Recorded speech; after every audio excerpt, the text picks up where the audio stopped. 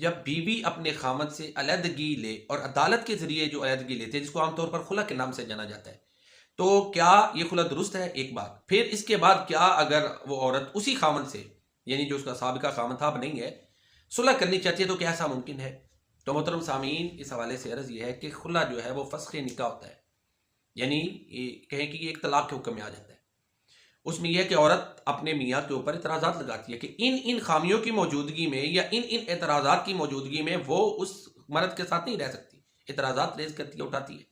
عدالت اس کی جو ہے نا اعتراضات کو سنتی ہے اور فیصلہ دے دیتی ہے کہ واقعی ان خامیوں کے ہوتے ہوئے یہ عورت اس مرد کے ساتھ گزارا نہیں کر سکتی. ایک وقت گزرتا ہے، عورت کو پھر سمجھ آتی ہے یا وہ سمجھتی ہے کہ نہیں، یہ میں نے فیصلہ غلط کیا تھا، وہ کمپرومائز کے لیے تیار ہو جاتی ہے.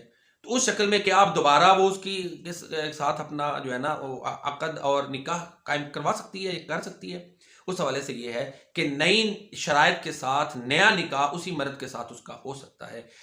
خلا فسخ نکاح ہے، تو لہٰذا خلا کے بعد اگر عورت سمجھے کہ اسی میاں کے ساتھ اس کا گزارا ہو سکتا ہے جس پر اس نے اعتراضات کیے تھے، وہ اس کی وہ غلط فہمی تھی یا کسی نے اس کو موٹیویٹ کیا یا کوئی بھی ایسی شک نکل آئے یا صورتحال پیدا ہو جائے کہ اس نے صلح کرنی ہے، تو صلح ہو سکتی ہے. واللہ اعلم بالصواب و الیہ المرجع والمآب.